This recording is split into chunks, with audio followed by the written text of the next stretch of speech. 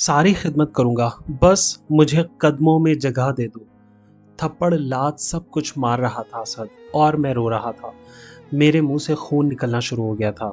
सऊद ने कहा, यार असद, प्लीज़ इसे भेजो। मेरी नींद डिस्टर्ब कर रहा है ये। असद मुझे बाहर ले आया और इतने में अली भी आ गया। असद ने अली से कहा कि अली इसे ले जाओ और ये लो पैसे, दे देना इसको। इसकी तनख्वाह से कुछ ज़्यादा ही होंगे। इसको कहो कि आप ये मुझे अपनी शक्ल ना दिखाए।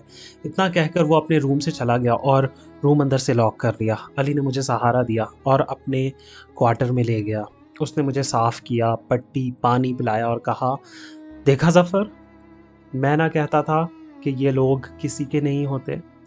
टूट गए ना आज तुम। मेरे दोस्त, ये सब तो होना ही था। कहता था ना कि बच जाओ, संभल जाओ, लेकिन तुम नहीं माने। अब देख लो क्या हुआ। ये लोग मूडी होते हैं और तुमने सब देख लिया है कि क्या हुआ। ओ मेरे दोस्त, ओ मेरे प्यारे दोस्त, तुझे कैसे मैं संभालूं? तुझे कैसे बताऊं कि तू अपनी मोहब्बत में ही मारा गया? मेरे दोस्त, मैं तो तेरा गम भी नहीं बांट सकता। जितना तू दुखी है अंदर से, तो न जाने कितने टुकड़ों में बट गया है यार। खुदा के लिए इस हकीकत को समझ लो कि तुम्हारा और उन लोगों का कोई जोड़ नहीं है। प्लीज़ उठो और रिलैक्स हो जाओ और आगे के फ्यूचर के बारे में सोचो। चल उठ मेरे दोस्त, संभाल ले अपने आप को। सही कहता था अली कि इतना अरसा उसके प्यार में रहने के बाद अब अपनी दुनिया में आना कितना मुश्किल लग रहा था। अली ने मुझे घर छोड़ा और मैंने घर में बताया नहीं, सिर्फ यही कहा कि मैं गिर गया था और मैं रेस्ट करना चाहता हूँ। अब बस 3 दिन अपने रूम में था, रोता रहता था अपनी इंसल्ट पर। उसकी याद में अली की कॉल आती और मैं अभी भी उस खुशफहमी में होता कि असद अब मुझे याद करे, लेकिन वो मुझे याद क्यों करता? वो तो खुश था सऊद के साथ। वो ब्रिटेन गया ही उसको लेने के लिए था। ये मुझे अली से पता चला। उसने दोनों की बातें सुन ली थी। असद के होठों पर मेरा नाम तक नहीं आता था। क्या इतना वर्थलेस था मैं? मैंने तो टूट कर पागलों की तरह चाहा था असद को, और मेरे प्यार में बहुत सच्चाई थी। खैर, अब तो बहुत दिन हो गए थे वापस अपनी रियल लाइफ में आए हुए। अब इस तरह कितने दिन लेटा रहता? अली ने वो पैसे जो असद ने दिए थे मेरे बैंक अकाउंट में जमा करवा दिए थे। मैं इतना कुछ कप और कुछ नए कपड़े मैंने ख़रीद लिए। जो ड्रेस पहना था वो असद का था। उसको धोया और उसकी सारी चीज़ें एक बॉक्स में रखी और अली को कहा कि ये वापस असद को दे देना, बल्कि उसके रूम में उनकी चीज़ों के साथ सेट कर देना। उसको वैसे भी आजकल कहाँ होश होगी। मैंने मैडम ज़ारा को कॉल की कि मैडम, क्या आपके पास आ सकता हूँ? क्या आपके पास मैं दिल्ली आ सकता हूँ फॉर अ जॉब? आपने मुझे ऑफ़र की थी ना। मैडम ज़ारा ने कहा, इससे ज़्यादा मेरे लिए खुशी की बात और क्या हो सकती है ज़फ़र? तुम आओ, यू आर मोस्ट वेलकम। तो मैंने कहा कि मैडम, आप मैं आ तो जाऊँगा, लेकिन आपको मुझसे एक वादा करना होगा। तो वो बोली कि कैसा वादा? मैंने कहा, कुछ भी हो जाए, आप असद मलिक को ये नहीं बताएँगी कि मैं आपके पास जॉब कर रहा हूँ, और मुझसे उसकी वजह भी नहीं पूछेगी। मैडम ज़ारा बोली, तुम बेफ़िक्र हो जाओ, मैं तुमसे वादा करती हूँ कि असद मलिक को कभी भी कुछ नहीं बताऊँगी। माँ-बाप के साथ रहना चाहिए माँ-बाप के साथ रहना चाहिए था मुझे, लेकिन मैं क्या करता इस सिटी में अब। अब मैं यहाँ नहीं रहना चाहता था और निकल जाना चाहता था लखनऊ से दिल्ली के लिए। मैंने अली को बताया और उसने भी यही कहा कि दोस्त, अब तुम अपना फ्यूचर बनाने चले जाओ। मैं दिल्ली आ गया, मैडम ज़ारा से मिला। उन्होंने मुझे जॉब पर रखा और साथ में मुझे रहने की जगह भी दी।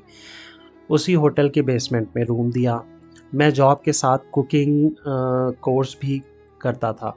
अपना पूरा दिल और दिमाग मैंने लगा दिया कुकिंग में। लोगों को यहाँ भी मेरे खाने बहुत पसंद आने लगे। मैं प्राइवेट ऑर्डर्स भी लेता था और होटल का काम भी सँभालता था। ट्रेनिंग के दौरान एक दिन एक लड़के के हाथ से शीशे का ग्लास गिरकर टूट गया, तो मुझे पता नहीं क्या हो गया।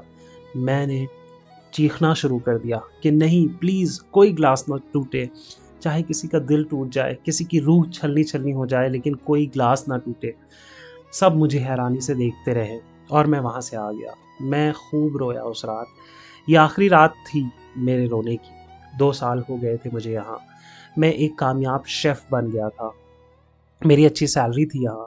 ये सब मैडम ज़ारा की मेहरबानी और मेरी दिन-रात मेहनत का नतीजा था। जब मैडम ज़ारा ने मुझे घर दिया, तो मैंने अम्मी और अब्बू को भी अपने पास बुला लिया। घर तो मैडम की तरफ से था, लेकिन अपनी कार मैंने अपनी कमाई से कमाई जोड़-जोड़ के ले ली थी। एक अच्छी लाइफ चल रही थी और उस दिन मैं झूम उठा जब एक कुकिंग चैनल के मालिक ने मेरा खाना खाकर मैडम ज़ारा से मेरा नंबर लिया और मुझे 30 मिनट का कुकिंग लर्नर और डेकोरेशन का प्रोग्राम करने के लिए कहा। या मेरे अल्लाह, मैं आपकी किन मेहरबानियों का शुक्र अदा करूं। मुझे आपने सब कुछ दे दिया। अब मेरा शो हफ्ता इतवार चलता था और लोग मुझे बहुत पसंद करते थे। सोशल मीडिया पे भी मैंने अपने पेजेस बना लिए थे, शोहरत मिल गई थी। मैं लेकिन मैं बिल्कुल भी प्राउड नहीं हुआ था, बल्कि और झुक गया था। मैं तो सोता भी ज़मीन पर था और सदा लिबास भी सादा ही पहनता था। दूसरों को मज़े-मज़े के खाने खिलाता और खुद सादा खाना खाता था और हर वक़्त अपने रब का शुक्र अदा करता था। और जबकि मेरे पास सब कुछ था, तो मैं अली को कैसे भूलता? उसको मैंने यहीं दिल्ली बुलवा लिया और उसको भी उसी होटल में जॉब दिलवाई और कोर्स शुरू कर दिया। अली मेरा मोहसिन था।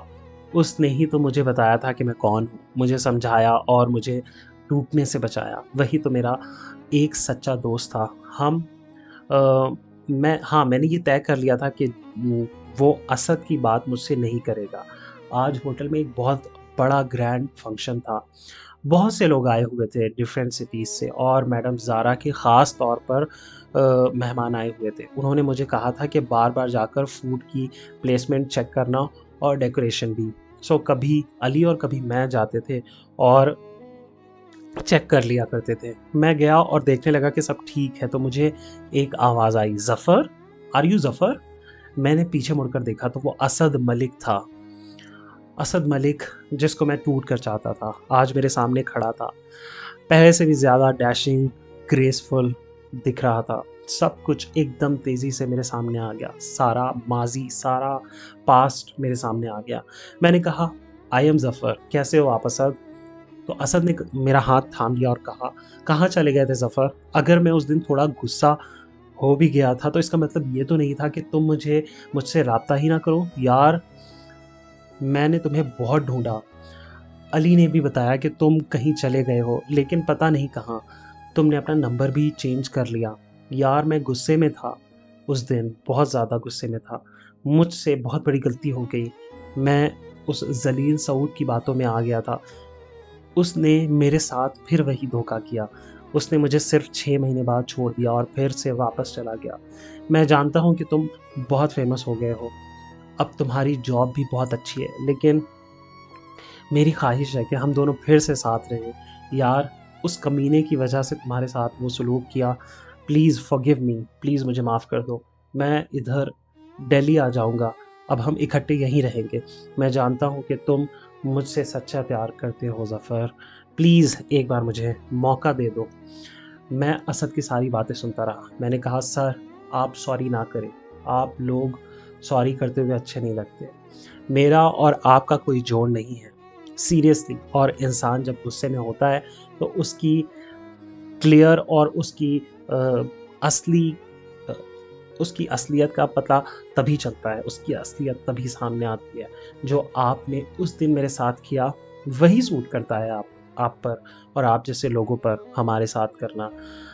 कहाँ से आ जाते हैं गरीब लोग, लेकिन सर, इज़्ज़त उन लोगों की भी होती है। सर, आपको सऊद ही सूट करता है। बहुत खुशकिस्मत है वो कि जब वो आपके सामने होता है तो आप सब कुछ भुला देते हैं। सऊद बहुत लकी गाय है कि मुझे उसका नंबर दे, तो मैं उसको बताऊँगा कि उसके लिए आपका आप कितने इम्पोर्टेंट हो, आपके लिए वो कितना इम्पोर्टेंट है। सर मैं कितना भी मशहूर हो जाऊँ, कितना भी अमीर हो जाऊँ, अंदर से तो गरीब ही हूँ। मैंने आपको माफ़ किया। इनफैक्ट आप मेरे मोहसिन भी हो। आप ही की वजह से तो मैं यहाँ तक पहुँचा हूँ। आपको जब भी हमारी खिदमत की ज़रूरत हो, तो मेरे असिस्टेंट आ जाएँगे। वो उम्दा काम करते हैं। आपने बात की तो बहुत अच्छा लगा। God bless you. असद की आँखों में आँसू थे। मैंने कहा, क्या मुझे एक चांस और नहीं मिल सकता?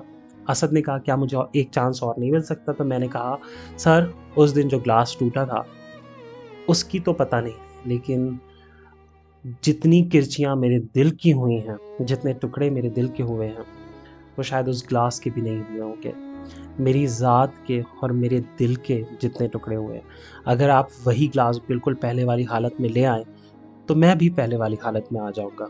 ठीक है? असद चुप कर गया। उसके पास कोई जवाब नहीं था। मैंने कहा, ओके सर, मैं चलता हूँ। हमें वैसे भी मेहमानों से ज़्यादा बात करने की इजाज़त नहीं है। मैं चल दिया और मैंने पीछे मुड़कर नहीं देखा। अब मैंने पीछे मुड़कर देखना छोड़ दिया था। दोस्तों, आशा करता हूँ आपको ये कहानी पसंद आई होगी। अगर कहानी पसंद आई है तो प्लीज़ चैनल को सब्सक्राइब करें और कमेंट बॉक्स में अपने कमेंट ज़रूर लिखें। फिर मिलेंगे एक नई कहानी के साथ, तब तक के लिए अपना ख़्याल रखिए।